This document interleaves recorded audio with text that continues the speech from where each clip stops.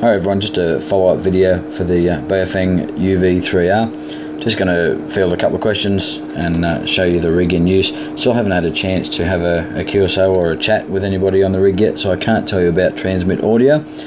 I can confirm though that it is nice and sensitive and does pick up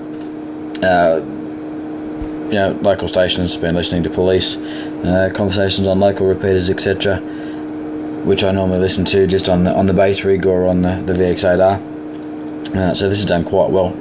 Again, I'm really loving this rig as far as its simplicity goes. The size of it, just handy to have in your pocket. I tend to occasionally ride the push bike to work, and so this is going to be great just to clip to the belt, put the earpiece on and have a bit of a listen. Not sure about having a chat on the way on the push bike. I'm not sure with the small antenna, having it up against your body and just 2 watts, whether that would be effective. But we'll try these things. I might somehow try and attach it to the handlebars. Anyway, just a couple of quick things. A few people are asking about crossband repeat and all this sort of stuff. No, it definitely does not do that.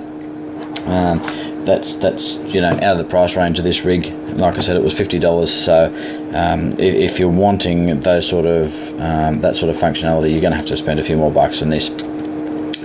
It does have dual watch, which I've just answered a question on there to Flutz. To show you the dual watch functionality, basically you go into your menu mode, or you choose a frequency in VHF, switch over to UHF, choose a frequency there, obviously just by rotating the dial, whatever you want. Go into your menu, just there like that. Rotate that to DW, which I didn't know what that was, but thanks to your question there, Futz, I looked that up. Turn that on, the UV button there selects menu, there we go, turn it on, UV to confirm and menu to go back there, and if you watch closely you will see it'll actually start to flick between those 2 frequencies. And there she goes. Seems to take a little while to get started.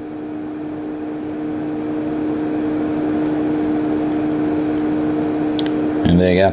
And as you'll see, just once it stops on one of those, when you key up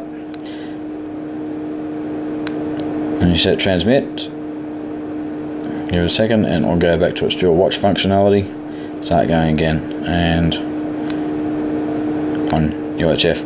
So you can transmit on either of those. Obviously you can't be listening whilst transmitting, but that's it's dual watch functionality, so that's about as close as you're going to get to listening to 2 bands at once. It's only got the 1 VFO, so it's at 1 frequency at a time, and that's all you get. Okay, I've turned off the dual watch now. The other thing that it can do is it has a scan functionality. Again, as mentioned in the comments, it is painfully slow, so you really don't think of this as a scanner as such, but I'll show that functionality as well. So function button on the side. Oh, there it is. You'll see a little function at the top there. Okay, and then hit the menu button, and there she goes, scanning. But you can see how slow that is. Now, you can also, let's turn that off. You can also do that in memory mode. Obviously there's only 100 memories on this. I've programmed in about 20 some odd, so it seems to work quite well. I think if you went and you programmed the whole 100 memories in here, it would be quite painful.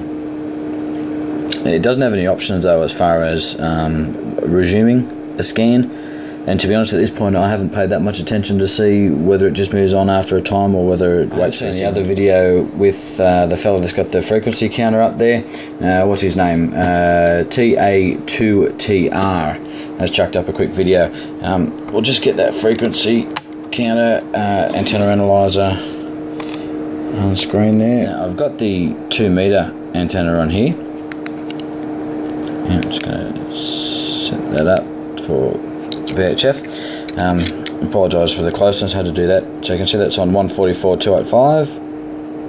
There we go. When I transmit with the VHF antenna on, there we go, 144.285. You can see that's fairly stable. Now if I switch over to, with the VHF antenna on, to a UHF frequency, so 467.830, and transmit, not anywhere close. So you can see that's up in the 800 meg region. Just to confirm, I'm on 467.830, and that's on, that's you know, a couple of hundred meg off. But if we just quickly switch over to the little UHF antenna that's supplied, there we go. Try that again. There we go, 467.830. There she is. So it comes back to you know, being pretty close, if not spot on. There we go. So there are benefits to using the different antennas if you're planning on transmitting on the different frequencies. Or alternatively, what you do is you jump on eBay and you pick up one of these little jobbies, just a little dual band antenna. It's about, I don't know, 7-8 centimeters long, maybe, give or take. Now this is a dual bander, so again on the same frequency, 467.830. Hold it close enough, and there you go, spot on. Drop down to VHF 144.285. So you can see that's appears to be much more stable with this antenna. One thing I did notice with the VHF one, not sure if you can hear that, just try and get that close, just whacking that, it sounds like it's loose inside. So yeah, I think you can hear that. Not a great deal of confidence in that. The UHF obviously don't have that problem because it's so short. If you're just curious about the antenna that's on there, because no doubt I'll probably get a question on that, you know, it was off eBay probably from what's it called, Radio 486 or 888 or whatever it is, just one of those Hong Kong dealers. I always seem to find them reliable. That's the packet that it come in there, so 5-206. I think it was probably more than likely a Nagoya brand or something like that. I've had a lot of luck with the Nagoya antennas. They seem to be very similar to the Diamond brand antennas, but considerably cheaper when you compare them to the Diamond stuff, which I've actually bought as well. You know, I can't tell the difference. So whether they're made by the same manufacturer or not, I can't tell you that. And yeah, there's one there. That one's about 30 centimeters long, which is obviously going to be ridiculous sitting off the top of that unit, but you know, be worth carrying with it as well. But I'm finding this little antenna, little stubby antenna, be great. Seems to have the same receive capabilities as that. I know normally you don't get that sort of result with antennas. Usually the longer the better, or obviously if it's resonant on specific frequencies. But listening to that and seeing the transmit against the analyzer, there are benefits to picking up a aftermarket antenna and getting rid of that original rubber duck. That way you're not going to be swapping between the VHF and the UHF antennas, which obviously we've just seen there are benefits to swapping them over. Look, I thought I was just going to transmit with the VHF, but clearly switching it over to the UHF is going to make your transmissions a little bit more stable. Now, it actually, little light on the end of it, oops, hang on, what I've actually noticed is the light on it, little LED, actually works while the rig's off. So look, that's real handy. This would be a great little rig for camping or something like that. Not necessarily great as an emergency rig, because I think I'd probably like a bit more power than 2 watts.